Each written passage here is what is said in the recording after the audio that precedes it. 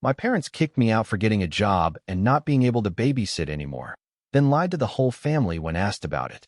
So, I went nuclear and exposed them, and now they're trying to force me back because their new babysitter quit. 2 months after I turned 17, I got my first job, but when I told my parents about it, their literal first words were, "Who's going to babysit our kids?" I should have been shocked, but because I knew my parents, I wasn't. So I replied, "Well, who's going to pay for my college tuition?" I expected that to stump them.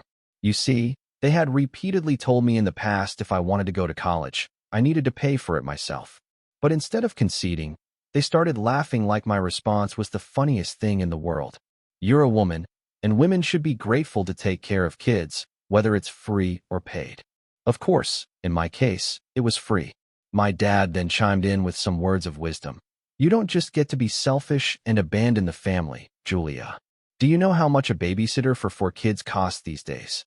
I tried to compromise, to tell them that some of the money I made from work could go to them and the kids, but they didn't care. To them, because I wasn't spending my life taking care of their kids, I deserved to be kicked out. They told me to pack my bags and leave. I just rolled my eyes in response. I ran upstairs, but as I did, for the first time in a very long time, I let myself feel it. The heartbreak, the betrayal, and most of all, the grief of knowing I'll never know a life where my parents love me. I didn't even bother wiping the tears away, just focused on stuffing as many clothes into a backpack as possible. After 10 minutes, they yelled at me to hurry up, and that's when we left for my cousins. On the way there, my parents kept trying to change my mind. My dad reminded me of how much my siblings loved me, or more specifically, how no one else could get them to stop crying like I can. Their manipulation wasn't even that good, but for some reason, I still felt bad. I started questioning if I really was selfish. My mom even started crying, not because she'd miss me, but because now they had to pay for a babysitter. So when we arrived at my cousin Megan's and they just drove off without saying goodbye, I felt even more guilt, especially when she opened the door. Her face immediately lit up with joy, and she gave me the first genuine smile I'd seen in a long time. Kindness felt so unfamiliar to me that as soon as we got inside, I immediately broke down in tears. Her face fell, and she tried to console me. Well, kind of. My love, why don't you just help your parents out? A little help? I've cut off friends, let my grades drop, sacrificed everything to constantly take care of their kids. I didn't mean to shout, but I couldn't help the anger inside me. I turned to face her with disgust at her suggestion, but that's when I saw a look of genuine shock on her face. Your parents told me you were acting entitled and just didn't want to help out when you had nothing to do all day. I immediately started crying again, but this time it was in her arms. I told her the whole truth, why I ended up at her place, all while she held me and told me I would be safe under her roof. Surprisingly, she seemed anything but angry, but I would soon find out she was more than just angry. I ended up crying myself to sleep that afternoon. I didn't wake up until a few hours later when I heard Megan yelling. It was in the room next door. When I heard the anger in her voice, I sat up immediately. She was usually a very shy, timid person, so hearing her like this was super unusual. It was obvious that she was talking to my parents. I couldn't make out what she was saying, but I could tell she was laying it on them. I remember feeling a genuine smile creep onto my face. It was the first time someone had stood up for me. When I heard her hang up, I lay back down and pretended to still be asleep. Not knowing I was awake, she started speaking out loud, something Megan hasn't done since I was a kid. But what she said made me shoot up. Apparently, my parents had already found a new free babysitter. They had one available all along. This whole thing was just a ploy to kick me out of the house and get me out of their hair once and for all. After saying all this, Megan sighed and said I deserved better before heading to bed. And that's when I sat up, because she was right. I did deserve better parents. And if I couldn't get it, then I at least deserved to have my get back. My plan was bulletproof. You know that one gossipy aunt every family has. Well, we have one too, and I texted her every tiny little juicy detail of everything that happened between me and my family. It ended up being a message of 1,400 words. I immediately turned my phone off because I was terrified of the consequences. The next morning, when I finally felt brave enough to turn it back on, my soul left my body. My phone was blowing up with notifications, not just texts from my gossipy Aunt Barbara, but from pretty much every family member I had contact info for. Apparently, Aunt Barbara had taken my 1,400-word text and forwarded it to everyone in the family group chat without a moment's hesitation. I scrolled through the messages with my heart pounding in my chest. There were dozens of them. Some people were defending my parents, saying I was just a dramatic teenager, but a surprising number were actually on my side. My uncle Joseph wrote a whole paragraph about how disgusted he was with his sister, my mom, for treating me like a live-in nanny instead of a daughter. My grandma Elizabeth sent a message saying she was heartbroken and that she raised her children better than this. Megan came into the guest room where I was staying and sat down next to me on the bed. She had her phone in her hand too. Megan snorted. "Are you kidding? Barbara lives for this kind of drama. But honestly, maybe it's good that everyone knows what's been going on." I wasn't so sure about that. On one hand, it felt good to finally have people believe me. On the other hand, I knew my parents were going to be furious, and I still had to figure out what I was going to do now. I had a job, but no place to live long term. I was still in high school, and despite everything, I missed my little siblings terribly. My phone rang. It was my dad calling. I looked at Megan, panic rising in my chest, and my hands starting to shake slightly, but I knew I had to face them eventually. I took a deep breath and hit the accept button. I answered the call, bracing for the inevitable explosion. I wasn't disappointed.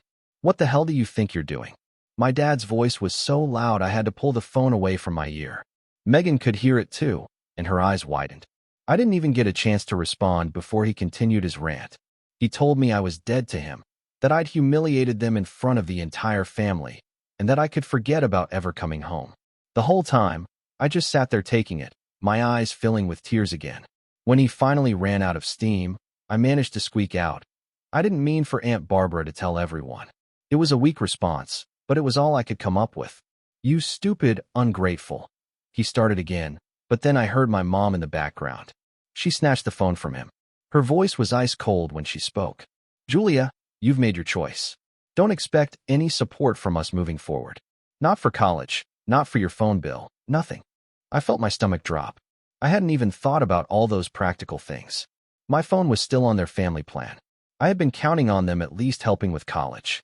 "What about my stuff?" I asked, my voice small. "You took what you needed," my mom replied. "Anything else, we'll donate if you don't arrange to pick it up by the weekend." The call ended abruptly. I sat there staring at my phone, feeling completely overwhelmed. Megan put her arm around me and gave me a squeeze.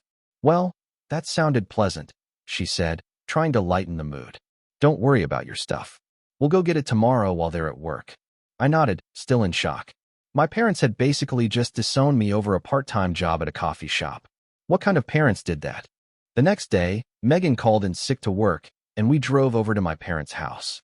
I still had my key, so we could get in without any problems. The house was quiet. My parents were at work, and my siblings were at school and daycare. It felt weird being back so soon, like I was breaking in instead of coming home. I quickly went to my room and started gathering things I hadn't been able to fit in my backpack the first time. My favorite books, more clothes, my laptop, and some photos of my siblings that I kept on my desk. While I was packing, Megan was in my parents' home office. I didn't know what she was doing, but I was focused on getting my stuff and getting out before anyone came home unexpectedly. When we left, Megan had a folder tucked under her arm. I asked her what it was, and she just shrugged and said she'd tell me later. We loaded my stuff into her car and drove back to her apartment. Back at her place, Megan finally showed me what she'd taken. It was a folder with my birth certificate, social security card, and some other important documents. She had also grabbed my parents' spare credit card that they kept for emergencies. "You're going to need these," she explained. "And they owe you for all the free babysitting." I was shocked. "We can't use their credit card. That's stealing." Megan rolled her eyes. "Relax, we're not going on a shopping spree. But you need clothes for work, a new phone plan, and some basic necessities. They owe you at least that much." I wasn't comfortable with it, but I also didn't see many options. I had $50 to my name and wouldn't get my first paycheck for 2 weeks. So I reluctantly agreed to use the card, but only for things I absolutely needed. We went to the mall that afternoon. I got a few black t-shirts and pants for my coffee shop job, a cheap prepaid phone, and some toiletries. All in all, we spent about $200 on the card. Still, I felt guilty about it, even though Megan assured me it was nothing compared to what a real babysitter would have cost them over the years. The next day was my first shift at the coffee shop. I was nervous, but excited to start earning my own money. The shop was called The Daily Grind. Super original, I know. The manager, Jamie, was pretty cool and patient with my training. I messed up a few orders and struggled with the espresso machine, but overall, it wasn't too bad. When I got back to Megan's after my shift, I had 3 missed calls from an unknown number. I hesitated before calling back, worried it might be my parents from a different phone. It wasn't. It was my little sister Emma, using my brother's iPad. She was only 10, but somehow managed to memorize my number. She was crying, asking why I left and when I was coming home. It broke my heart to hear her so upset. I tried to explain in a way she would understand without bad-mouthing our parents. I told her I had a job now and needed to live closer to work, that I still loved her and my other siblings very much.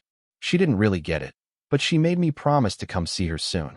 I promised, even though I had no idea how I would manage it.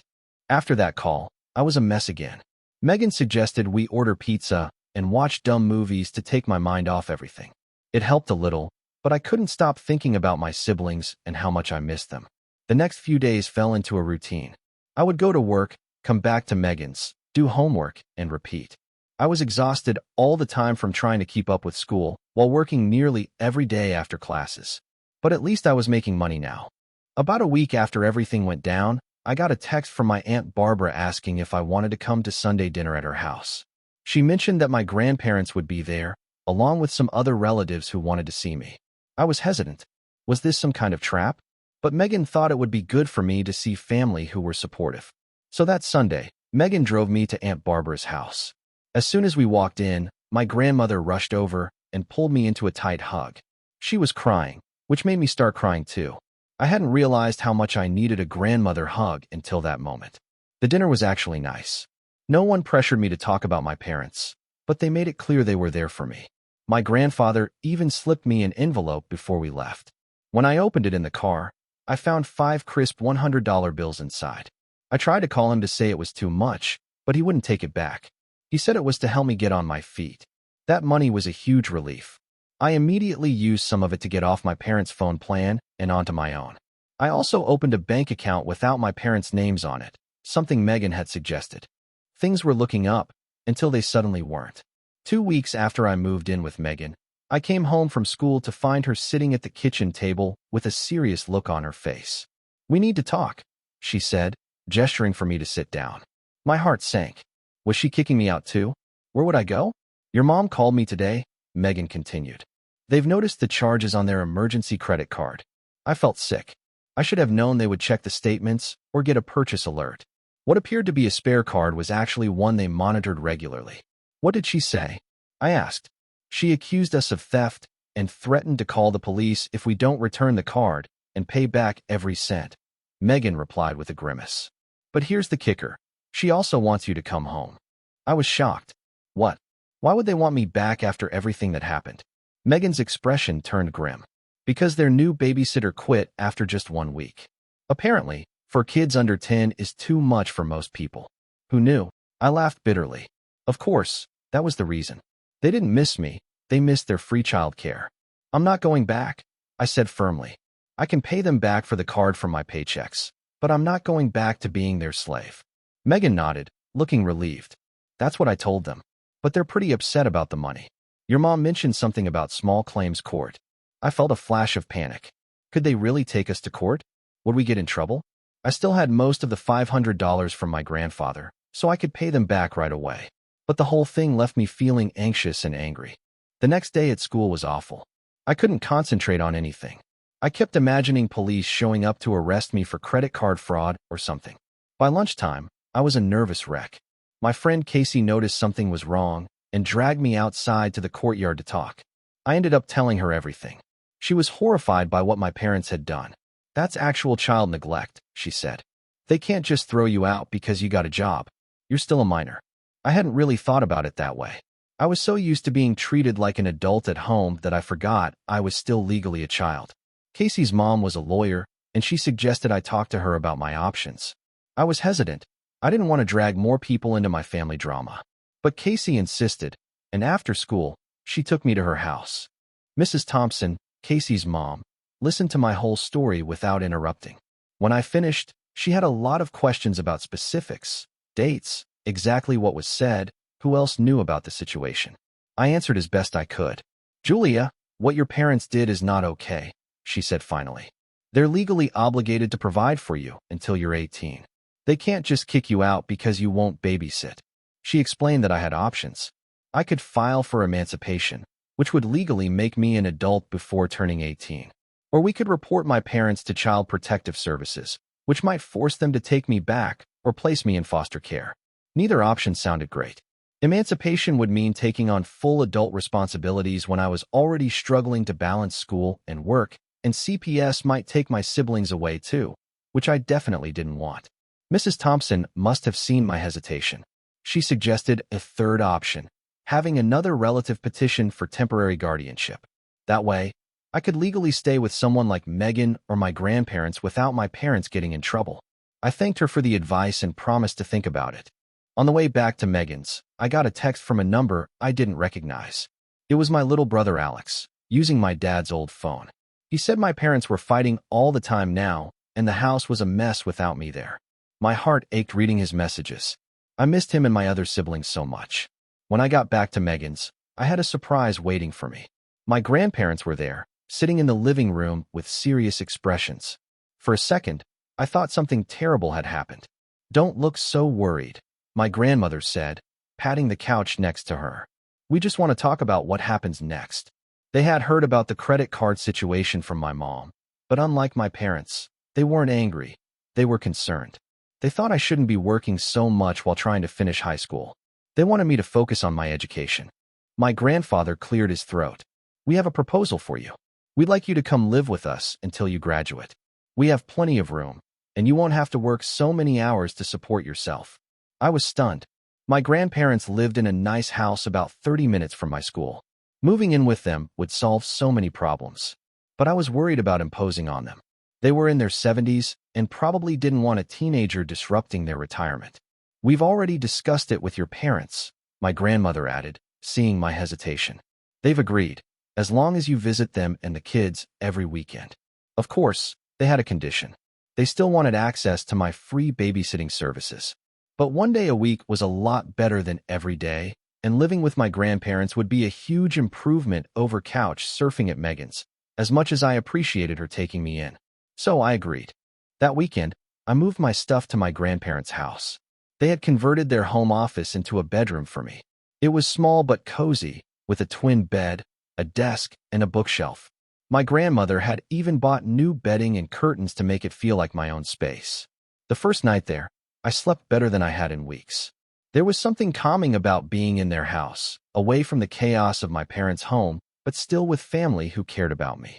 The next morning was Saturday, which meant I had to face my first visitation with my parents and siblings. My grandmother drove me over, promising to pick me up at 6 p.m. sharp. I was nervous the entire ride over. When we pulled up to my parents' house, my siblings came running out the front door. Emma launched herself into my arms, and the younger ones crowded around me, all talking at once. I hugged them tightly, realizing how much I had missed their little faces. My parents were standing in the doorway, watching. My mom's expression was unreadable, but my dad looked annoyed, probably because he had to deal with the kids all morning until I arrived. Once my grandmother left, I spent the day playing with my siblings, helping them with homework, and catching up on their lives. It was almost like old times, except for the tension whenever my parents were in the room. My mom eventually cornered me in the kitchen while I was making lunch for the kids. "So, you're too good to live here anymore, but you'll take handouts from your grandparents," she said with a sneer. I tried to stay calm. "I'm just trying to finish high school without being homeless," I replied, focusing on making sandwiches rather than looking at her. "You were never going to be homeless," she scoffed. "You're so dramatic." I bit my tongue to keep from pointing out that they were the ones who kicked me out. Instead, I just carried the plates of food to the dining room for my siblings. The rest of the day was awkward but manageable. My dad mostly ignored me, which was fine by me. At 6 p.m. exactly, my grandmother's car pulled up outside. I hugged my siblings goodbye, promising to return next weekend. As I was walking out the door, my mom called after me. "Don't forget to bring your babysitting money next time." I turned, confused. "What babysitting money?" She rolled her eyes. "The $500 you owe us for stealing our credit card." I was about to argue but decided it wasn't worth it. I just nodded and left. In the car, I told my grandmother what happened. She looked angry but didn't say anything until we were halfway home. Your mother always did have a selective memory, she finally said. She seems to have forgotten all the money they saved using you as a nanny for 5 years. I was surprised. My grandmother had never criticized my parents in front of me before. It felt good to have someone else see the unfairness of the situation. Life at my grandparents' house quickly fell into a new routine. I went to school, worked fewer shifts at the coffee shop, and spent more time on homework. My grades started improving almost immediately. On weekends, I visited my siblings as agreed, though I dreaded the interactions with my parents. The credit card issue was resolved when my grandfather insisted on paying it off himself, saying it was worth every penny to get me out of that toxic environment. I promised to pay him back, but he waved away my concerns. A month after moving in with my grandparents, I got some unexpected news at school. My English teacher, Mrs. Rodriguez, asked me to stay after class. She showed me an essay I'd written about family dynamics and told me it was one of the best pieces she'd read from a student. Have you thought about applying for college scholarships? She asked. With your writing skills and grades, you could qualify for some good ones. I admitted I hadn't really been thinking about college lately, given everything going on in my personal life. Mrs. Rodriguez gave me information about several scholarship opportunities, specifically for students who had overcome adversity. She even offered to help with my applications. For the first time in months, I felt hopeful about my future. I started researching colleges and scholarships with renewed enthusiasm. My grandparents were supportive, helping me navigate the applications and even taking me on campus tours to a few nearby universities. My parents, however, were less than thrilled. When they found out during one of my weekend visits, my dad saw me working on a scholarship essay on my laptop. College, he scoffed. What a waste of money. You should be saving up to get your own place instead of mooching off your grandparents. I ignored him and kept typing. This just made him angrier. You know we're not paying for any of it, right? He said. Not a single penny. I looked up at him calmly. I know. I'm applying for scholarships and financial aid. He seemed disappointed that his statement hadn't upset me more. He walked away, muttering something about ungrateful kids thinking they're too good for honest work. The scholarship applications took up most of my free time for weeks. Mrs. Rodriguez reviewed my essays, and my grandparents helped me gather all the required documents. By the spring, I had submitted applications to 6 different colleges and over a dozen scholarship programs. The first acceptance letter came on a Tuesday in April. I got into State University with a partial scholarship. I was thrilled, but it still wasn't enough to cover all the costs. I kept hoping for better news from the other schools. That same week, something unexpected happened during my weekend visit to my parents' house. My mom actually asked me how the college applications were going. It was the first time she'd shown any interest in my future plans. I told her about the acceptance from State, trying not to sound too excited since I knew she didn't approve. To my surprise, she didn't make any snide comments. Instead, she nodded and said, "Your Aunt Barbara went there. She liked it." It wasn't much, but it was the closest thing to support I'd gotten from either of my parents in months. I decided to take it as a positive sign. The next big news came 2 weeks later. I received an email notification that changed everything. One of the National Merit Scholarships I'd applied for had selected me as a finalist. If I won, it would cover full tuition at any public university in the state for 4 years. I was ecstatic. My grandparents took me out to dinner to celebrate making it to the finals. Even Megan drove over to join us. The finalist interview was scheduled for the following week. I spent days preparing for that interview. My grandmother helped me pick out a professional outfit, a navy blue blazer and skirt that made me look older than 17. My grandfather drilled me with practice questions until I could answer confidently about my goals and aspirations. The day of the interview, I was a nervous wreck. The scholarship committee consisted of 5 people, all with impressive academic credentials. They asked about my essay, my experiences, and my plans for the future. I talked about wanting to become a child psychologist, inspired partly by my own experiences with family dynamics. I left the interview feeling like I'd done my best, but I had no idea if it was good enough. The results wouldn't be announced for another 2 weeks. Those 2 weeks were the longest of my life. I checked my email obsessively, jumping every time my phone made a notification sound. My grandparents kept telling me to relax, that whatever happened, we would figure something out. but I knew how much that scholarship would change my life. Meanwhile, things with my parents remained complicated.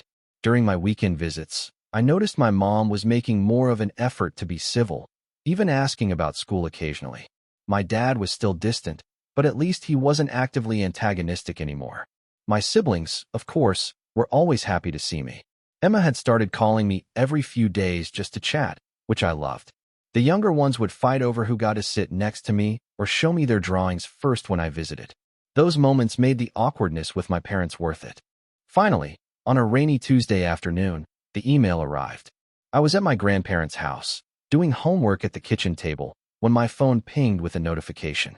The subject line read, National Merit Scholarship Decision. My hands were shaking so badly I could barely open the email. My grandmother noticed and came to stand behind me, placing a steadying hand on my shoulder.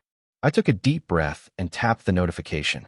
The email loaded, and I quickly scanned the first paragraph, my heart racing. Congratulations. I didn't even need to read the rest. I had won full tuition for 4 years at any public university in the state. I burst into tears, a mix of relief and joy washing over me. My grandmother hugged me tightly, also crying.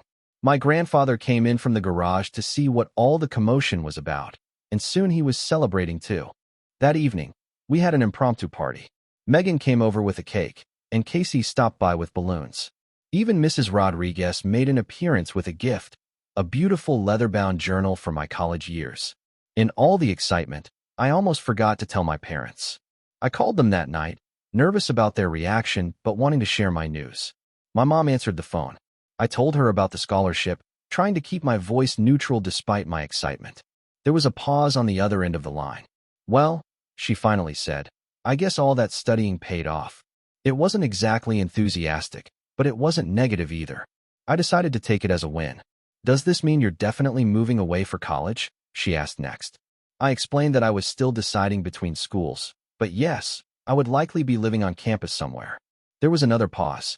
The kids will miss you, she said, and then so quietly I almost didn't hear it. We all will. It was the closest thing to an admission that they cared about me that I'd heard in years. I didn't know how to respond, so I just thanked her and said I'd see them on the weekend as usual. After that call, I sat on my bed for a long time, thinking about how much had changed in just a few months. I'd gone from being my parents' live-in nanny to living with my grandparents and winning a full scholarship to college. It wasn't the path I had expected my life to take, but maybe it was the one I needed. The next day at school, I found myself smiling for no reason throughout the day. The future that had seemed so bleak just months ago now looked bright and full of possibilities. I had people who believed in me and supported my dreams, and I was starting to realize that maybe, just maybe, I deserved that support all along. As April turned to May, things kept looking up. I spent most of my time at my grandparents' place, which honestly felt more like home than my parents' house ever did. I still went over every weekend to see my siblings, but those visits got less awkward as time passed. My mom actually started making small talk with me, and my dad at least stopped glaring at me from across the room. One Saturday in mid-May, something weird happened. I was playing with my youngest brother in the living room when my mom came in and just stood there watching us. After a few minutes, she cleared her throat. Julia, can we talk in the kitchen for a minute? My stomach immediately knotted up. Every time my parents wanted to talk, it ended with me feeling like crap, but I nodded and followed her. In the kitchen, she busied herself making coffee, not looking at me. I just stood there awkwardly, waiting for whatever bomb she was about to drop. Your father and I have been talking, she finally said, about your graduation next month. Oh right, graduation. With everything else going on, I'd barely thought about it. But now that she mentioned it, I realized I had no idea who would come to the ceremony. Would my parents even show up? Would it be super awkward having them and my grandparents in the same place? We want to host a small party for you, she continued, here at the house, after the ceremony. I must have looked completely shocked because she actually laughed a little. Don't look so surprised. You're still our daughter. I didn't know what to say. For months, they'd treated me like I was nothing but free labor, and now they wanted to throw me a graduation party? It didn't make sense. Why? I blurted out before I could stop myself. My mom's face fell a little. She put down her coffee cup and finally looked directly at me. Because we're proud of you, she said quietly. The scholarship, college. You've done well, Julia. I just stared at her. Who was this woman? And what had she done with my mother? I wanted to ask if she was feeling okay or if she'd been abducted by aliens. Before I could respond, my dad walked in. He nodded at me awkwardly, then grabbed a beer from the fridge. Your mom tell you about the party? He asked. I nodded, still too confused to form words. Good, he said. We were thinking just family. Your grandparents, Megan, a few aunts and uncles. They were including my grandparents and Megan, the people who had basically rescued me from them. This was getting weirder by the minute. That sounds nice, I managed to say. Thank you. My dad nodded again and left the kitchen. My mom went back to fussing with coffee cups. I escaped back to the living room as soon as I could, my head spinning. That night at my grandparents' house, I told them about the party offer. My grandmother got a weird look on her face. Your Aunt Barbara went to visit them last week, she said. Had a long talk with your mother. Apparently, that explained some things. Aunt Barbara was my mom's older sister and pretty much the only person my mom would actually listen to. If Barbara had called her out on her treatment of me, it might have gotten through to her in a way that no one else could. So, should I let them throw this party? I asked. Or is it some kind of trap? My grandfather chuckled. Not everything is a trap, Julia. Sometimes people just realize they've made mistakes and want to fix them. I wasn't so sure about that, but I decided to give them the benefit of the doubt. I texted my mom the next day, saying I'd like to have the party. She sent back a thumbs-up emoji, which was probably the most enthusiastic response I'd ever gotten from her. The next few weeks flew by with finals and graduation preparations. I was ranked 12th in my class, which meant I'd get to wear one of those fancy honor cords with my cap and gown. My grandparents were so proud. They took me shopping for a new dress to wear under my gown. Casey and I spent a whole Saturday decorating our caps. I put, nevertheless, she persisted, on mine with glittery gold letters. It felt appropriate given everything I'd been through. Graduation day arrived with perfect June weather. I woke up early, too excited and nervous to sleep in. My grandmother made her special blueberry pancakes for breakfast, and my grandfather kept taking photos of me like I was a toddler heading off to my first day of kindergarten. The ceremony was at 2 p.m. When we arrived at the school, the parking lot was already packed with families carrying balloons and flowers. I spotted my parents' car right away. It was hard to miss with all four of my siblings' faces pressed against the windows, waving frantically at me. I waved back, feeling a weird mix of emotions. Part of me was still angry about everything they'd done, but another part was just glad they'd shown up. I had to go line up with the other graduates while my family found seats in the auditorium. Casey found me in line, and we took selfies with our decorated caps. The whole thing felt surreal, like I was watching myself in a movie about high school graduation rather than actually experiencing it. The ceremony itself was pretty standard, boring speeches from the principal and valedictorian, the band playing Pomp and Circumstance on an endless loop as we walked across the stage. When they called my name, I heard cheering from multiple sections of the audience. My siblings were the loudest, of course, but I could also pick out Megan's voice and my grandfather's distinctive whistle. Afterward, in the chaos of families finding their graduates, I got caught in a whirlwind of hugs and photos. Emma wouldn't let go of my waist, and my littlest brother kept trying to steal my cap. My parents actually looked proud, my dad patting me on the back and my mom fussing with my hair for pictures. As we were walking to the parking lot, Casey ran up to give me one last hug. Coming to Tyler's party tonight? She asked. I shook my head. Family thing, I said, nodding toward my parents. Maybe I can stop by later. She shrugged. Text me if you escape, she said with a wink before running off to join her own family. We all caravanned back to my parents' house. My parents' car full of my siblings, my grandparents in their car, and me riding with Megan. As we drove, Megan kept glancing at me. You okay? She finally asked. I nodded. Just weird, you know? A few months ago, they kicked me out, and now they're throwing me a graduation party. Megan smiled. People can surprise you sometimes. Not always in bad ways. When we got to the house, I was shocked to see balloons tied to the mailbox and a "Congratulations, Graduate" banner hanging over the front door. Inside, the dining room table was covered with food, and there was even a cake with my name on it. More relatives arrived. Aunt Barbara, who hugged me so hard I thought my ribs would crack, Uncle Joseph, a few cousins I hadn't seen in ages. Even Mrs. Thompson, Casey's mom who had given me legal advice, stopped by with a gift card. The party was actually fun. My siblings were on their best behavior, My parents were being weirdly nice, and everyone kept telling me how proud they were of me. I kept waiting for the other shoe to drop, for someone to mention babysitting or for my dad to make some snide comment about college being a waste of time, but it never happened. After cake, my mom announced it was time for gifts. There were the usual graduation presents, money, gift cards, a new laptop from my grandparents that I nearly cried over. But then my parents handed me a small box. Inside was a key. I looked at them, confused. "It's to our house," my mom explained. "We want you to know you always have a home here, even when you're away at college." I just stared at the key, completely speechless. My dad cleared his throat. We didn't handle things well," he said awkwardly. "When you got that job, we were wrong to kick you out." Was this really happening? Was my dad actually admitting they were wrong?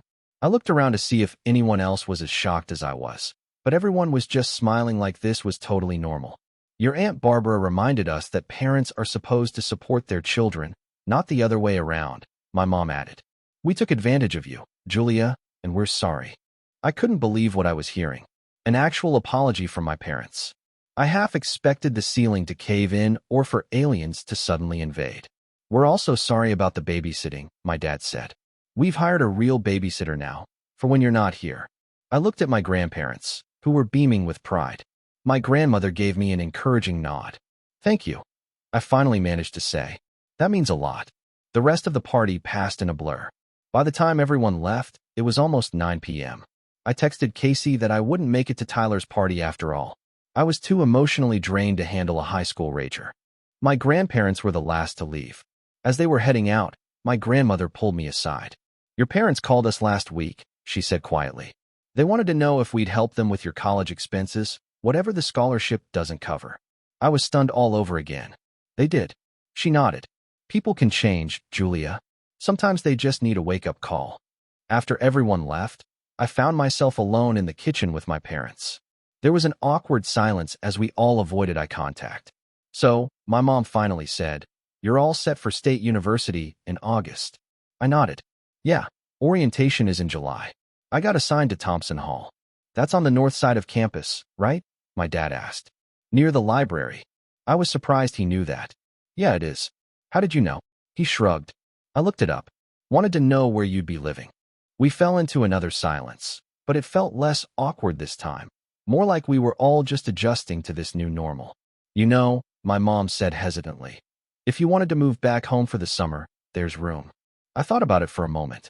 Part of me wanted to say no immediately, but another part recognized that they were trying, in their own awkward way, to make amends. "I'll think about it," I said. I promised Grandma I'd help her with her garden this summer, but maybe I could split my time. They both nodded, seeming satisfied with that answer. My dad checked his watch. "It's getting late. Do you want us to drive you back to your grandparents?" I shook my head. "Megan's coming back to get me in a few minutes." As if on cue, my phone buzzed with a text from Megan saying she was on her way. I started gathering my graduation gifts. "Leave some of it here if you want," my mom suggested, "for when you visit." When Megan's car pulled up outside, my parents walked me to the door. My mom surprised me with a hug, and my dad awkwardly patted my shoulder. "Congratulations again," my mom said. "We really are proud of you."